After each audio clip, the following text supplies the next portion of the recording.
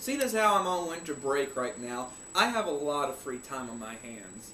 Most of the time it's spent playing video games or going down to my local cafe. But just recently, I finished reading Stephen King's Blockade Billy. And after I finished reading it, I decided that I would turn the camera on and give a quick little review just on my reaction after reading this book. I have a couple of notes here, if you don't mind. Our basic general overview of the story is that it's about this catcher named William Billy Blakely who plays for the New Jersey Titans. Just reading from the back, even the most diehard fans don't know the true story of William Blockade Billy Blakely. He may be been one of the greatest players in the game to ever seen, but today no one remembers his name. He was the first and only player to have his existence completely removed from the record books. Even his team is long forgotten, barely a footnote in the game's history. Every effort has been to erase any evidence that William Blakely played professional baseball, and with good reason. Stress good reason. Blockade Billy had a secret darker than any pill or injection that might cause a scandal in sports day. His secret was much, much worse, and only Stephen King, the most gifted storyteller of our age, can reveal the truth to the world once and for all.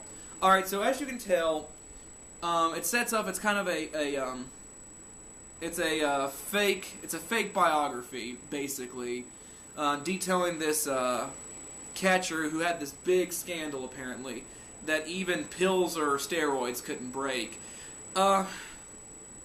After I read the back of this, I said, alright, I know Stephen King. I love Stephen King. He's one of my favorite authors, and I've seen what he's written in the past. And after reading that, I was really expecting a lot more from this story than I got. This story came out a year after Under the Dome. It was his book after Under the Dome, which was actually pretty good. So it kind of stands to reason that he would come out with a smaller book, kind of as a...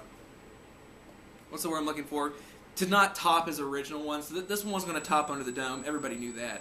And even says, Stephen King even went on record as saying that he always wanted to write a baseball story. But this is definitely a story where Stephen King fails. Well, I wouldn't even necessarily say he fails. He missed the mark. Basically, it's a very phoned-in story. It's a very... It's very vanilla. It's been done before. People have read it before. I won't give too much away. I'm not going to spoil the ending for you, because unlike TV and movies, books are a lot different. You put a lot of time and effort into books, and I would not spoil the ending for a book. But either way, yeah, it's a very phoned-in story. There's a lot of baseball jargon. I am not a big baseball fan. I've never have been. I never will be. So, whenever I started reading this, I felt that I got lost really quickly because I wasn't a baseball fan. They were throwing out all these statistical, acronyms. They were throwing out all these like slang terms, and I couldn't pick up on it. And Stephen King did get me into the story, but as far as the baseball jargon stuff is concerned, it left me a little on the outside looking in, because I was not a baseball fan, so I wasn't going to understand half the stuff they were talking about. Let's see, another thing. Like I said, it was boring, it was predictable.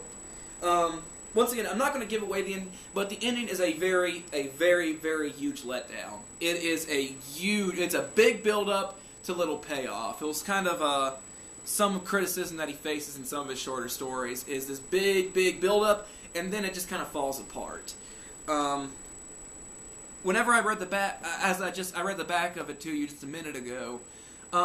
Whenever you read this, you got to say, okay, this guy has to do something bad in order for the history books to not only erase him from history, from him ever existing, and then not to mention that erasing him from ever existing, but in the meantime shuts down the entire baseball franchise, which in today's standards is the equivalent of Peyton Manning committing a crime, and as a result, the Indianapolis Colts are disbanded. It's one of those things that you gotta do. You gotta do some. You gotta go above and beyond what the normal person would even consider a crime. in order to shut down an entire franchise. Especially seeing as how in this story, it's not a chronicle of his career, it's a chronicle of one season.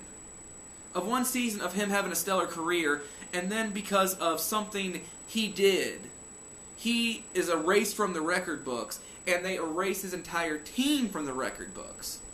It's one of those things that already you've kind of lost it, because you set this in reality. This doesn't have a a supernatural entity to it. There's no supernatural part to it. It's set in reality.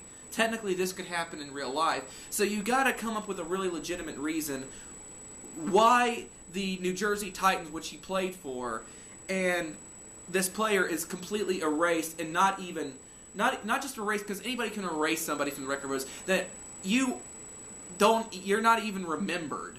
This guy's not even remembered by fans. Fans don't even talk cheerfully of him, apparently. And it's a big build to a big letdown. Let's see anything. Alright.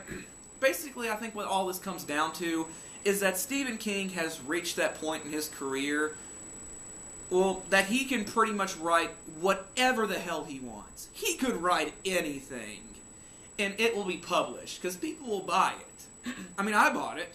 I'll even freely admit to it. I love Stephen King. The Stand is probably my favorite book of all time. But it's just one of those things that goes to show that King has reached that point that he can publish anything and it'll sell millions of copies. And even this one it's not very widely known, but I guarantee people bought it. I mean, people have it in their collections just because it's Stephen King. And in the past, his books started to kind of get a little lazy as the years went on. I mean, I loved it. I love Salem's Lot. I love Carrie. I love The Stand. I love his older books. His newer books are a little meh for me.